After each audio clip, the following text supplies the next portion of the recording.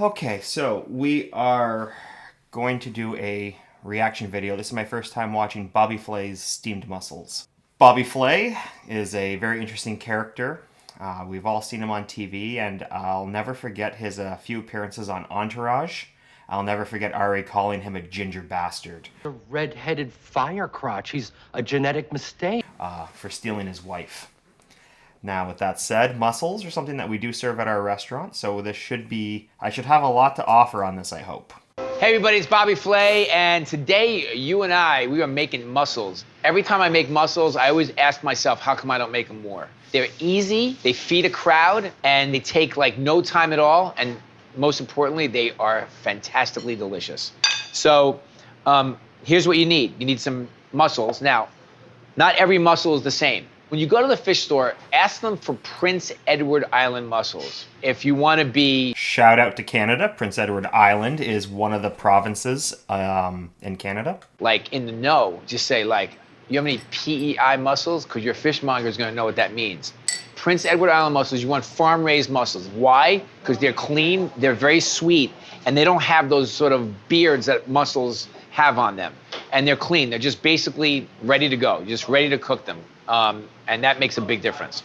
So I literally don't cook mussels unless they're from PEI, Prince Edward Island, all right? That's your buzzword for the day. So we have the mussels, we need some garlic, we need some shallots. This is gonna be the aromatics for the broth. We need some white wine, because the white wine will cook the mussels, and the broth from the mussels and the white wine are gonna make the broth and the sauce that you really want. I'm gonna put some crushed red pepper in there, some fresh parsley at the end, and then, this is the key. I'm sorry, everybody. It's a French dish. We need some butter, unsalted butter. And then, of course, we're gonna make some crusty bread to go alongside with it as well, okay? So, let's get started. So we're going to start by chopping up some shallots. Now, the shallots aren't the most important piece of this dish.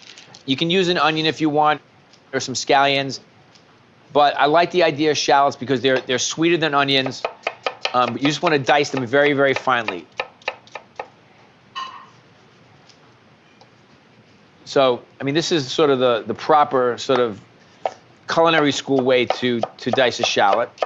But if you don't have the same skills, you can coarsely chop them just like this until they get really nice and fine.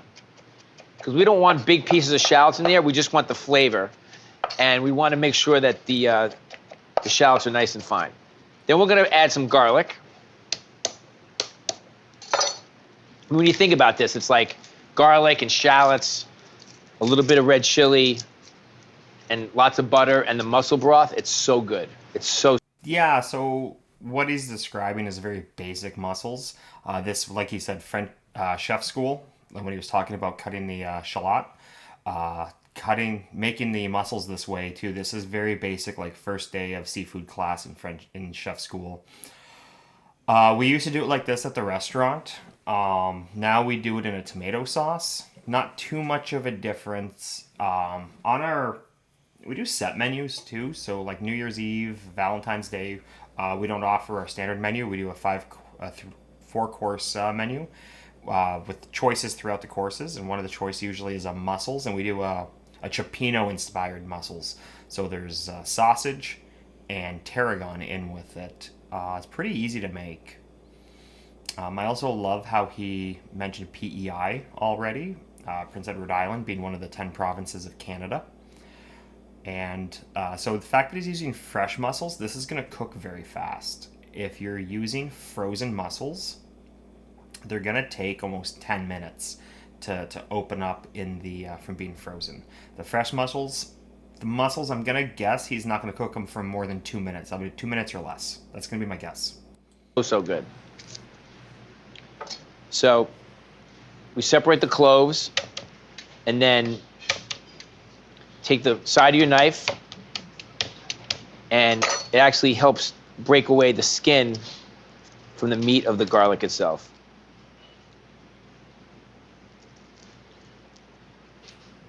Peeling garlic is one of those things that's just a pain. Like, the way that he's doing it, that's the way I was taught in chef school. That's the way I still do it. Somebody's always trying to show me, hey, I saw this trick on the internet where you put the garlic in the microwave or you put it in a bowl and shake it really hard. And sometimes there are tricks you're going to learn that are faster. Other times there's tricks you're going to learn where the process of getting the trick ready takes longer than just doing it. And it also depends on how much garlic you're going to use. Okay, perfect.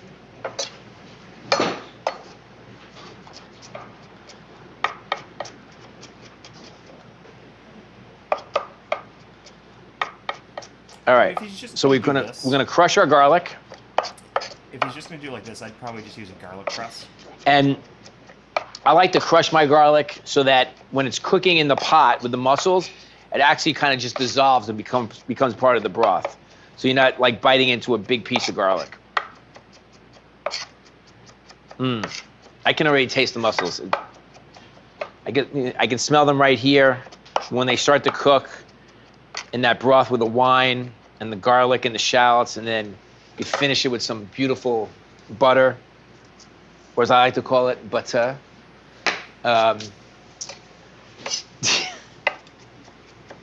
And if you notice, I took a little bit of salt and just put the salt on top of the garlic, and that's gonna act as an abrasive. So when I turn my knife, I crush the salt and the garlic together to make a garlic paste. So we're gonna... Yeah, so like I was mumbling earlier, this is exactly when you should be using a garlic press, because he's just taking an extra 2 minutes to do this when he could have just pressed it out. Although his skill and his technique are pretty on point for this. Start with a little bit of light oil, just to kind of sweat the garlic and the shallots. I'm gonna use canola oil. And so right there, Ode to Canada, he's using another Canadian ingredient, canola oil. Canola oil stands for Canada oil. It's a Canadian process of extracting oil from the rapeseed. This man must be a closet Canadian. I'm gonna put the shallots in and the garlic. And I don't want the garlic and the shallots to cook too much, just to sweat a little bit. And then we're gonna put the mussels right on top. We're gonna go back a quick second. Just a quick second here. What's in? And the garlic. And I don't want the garlic and the shallots to cook too much, just to sweat a little bit. You can see right there, stuff's already turning black. Hi. So everything he says after this, it's gonna be a lie. Stuff's already turning black. So when he says this tastes good or this tastes great, unless he admits right now that he's throwing this out and starting over, everything's gonna have a burnt taste. And then we're gonna put the mussels right on top.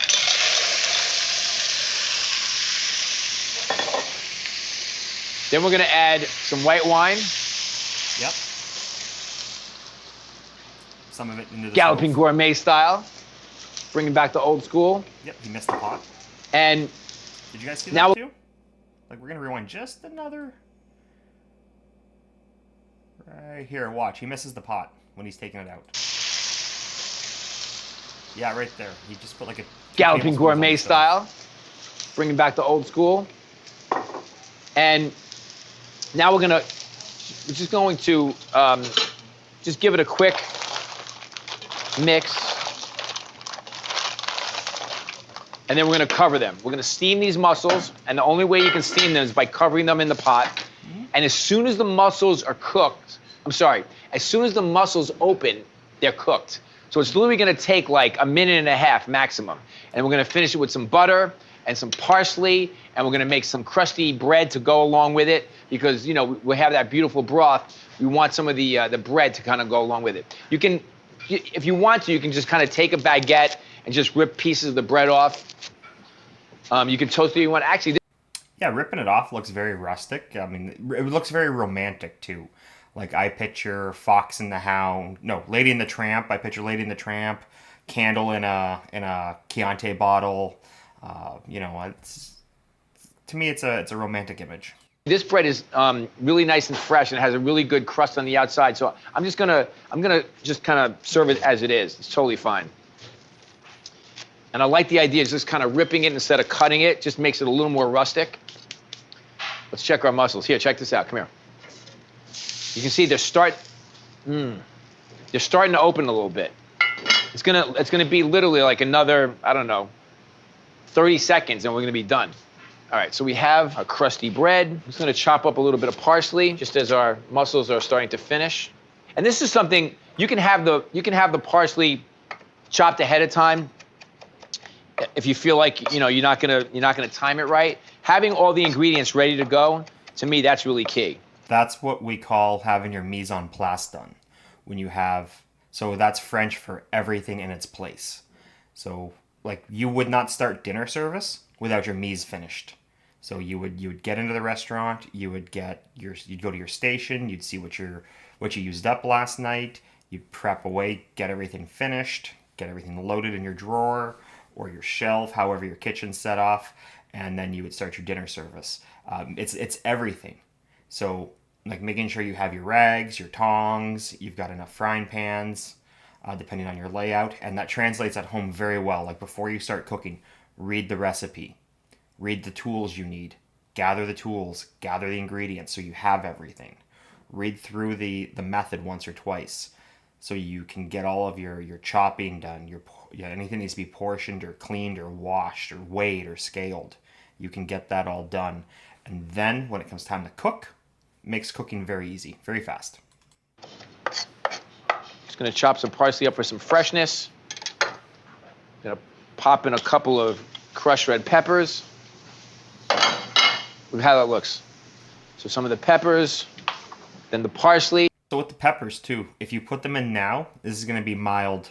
If you put them in at the beginning, just before the mussels, put them into the pot with just after the garlic and shallots, and put them in there, they'll have more chance to release all the caspian that they have. And you can, depending how long you use the mussels in the dish, you can go from, how long you use the chili flakes in the dish, you can go from a mild to like a medium plus heat. It's all coming to a close here, folks. It's all happening right in front of you, right in front of your eyes. Are your mussels cooked? Because mine are almost ready to go. Mm-hmm. I don't want to start eating before you. I know what you're saying, that's a lot of butter. No. You're 100% right, but that's what makes these things taste good. So now you can see a lot of them are open, almost all of them are open, and all we're gonna let happen now is let the butter emulsify in with that white wine and mussel broth. And what happens is, you know, because the white wine is cooked, it's cooked off the alcohol or most of the alcohol, and it saves the flavor of the grape. So you have that beautiful, nice, crisp. I mean, I used a really crisp Italian wine. You can use whatever you want. It could be a French wine, American wine, doesn't matter. Something light and crisp, not too crazy big in flavor. So you don't want to use a Chardonnay, maybe like a Sauvignon Blanc or something along those lines. A nice light wine. And what happens is the alcohol cooks off, the flavor of the grape intensifies, it gets mixed with the broth of the mussels, then you finish it with some of that butter and that garlic and the shallots, and then the parsley, and boom, you're done. Ready? So at the restaurant, we use Pinot Grigio for our cooking wine. I find that it's got a good flavor, and it works well with most things. So it's very easy to it's like a one-stop shopping. Ready to go. Here's my bowl. Come closer, look at these mussels. You can see that they're open. Okay, the mussels are all open. And any time after this moment, the mussels will just start to overcook. So we want to get them out of the pot.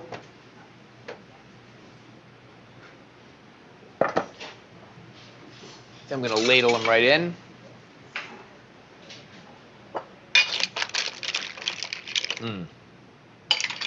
Delicious. No. And this is great to serve. I serve this a lot, especially like when I have a bunch of people coming over for dinner. This is a great way to kind of start the evening or start a lunch. You know, you just put a big bowl of mussels and some bread in a big bowl with maybe some small bowls next to them so that they can discard the shells. And like everybody just lights up. And as I said, like, I just don't make these as much as I should. Pour that broth over there. and then you can just put the crusty bread right on top, just like this. A little more parsley. Mussels Meuniere. So easy. I mean, we did that like in 5 minutes. It's crazy. I mean, look. Yeah, so he did a pretty good job explaining everything along the way. That was borderline textbook. My only problem with it was obviously the zoom in that we did, where you could see the burnt specks of garlic and shallot in the pan. I get it. I guess, like, he said we're gonna cook 4 pounds. They cooked 4 pounds. Maybe that's all the mussels they had in the building, and they were said, "Hey, Bobby, you got one try." I don't know. And then, it was kind of funny watching him get like some of the wine, not in the pot, but whatever. Mistakes happen.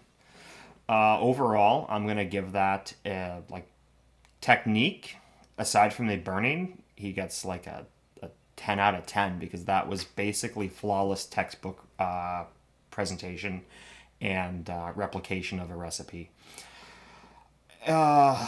And again, like I love like the way that he just tears the bread. It just totally reminds me of just sitting down and sharing food. Like this is communal food. This is something you're gonna have fun with. This is romantic. So I enjoyed this video. I hope I added some value to it, and I hope that you enjoyed watching this video. Remember, if you're watching things here on my channel, we got reaction videos coming out on Sundays, we got cooking videos coming out on Tuesdays, and for a limited time right now, we have whiskey reviews coming out on Thursdays or Fridays. I still haven't decided. Thanks, and we'll see you next week.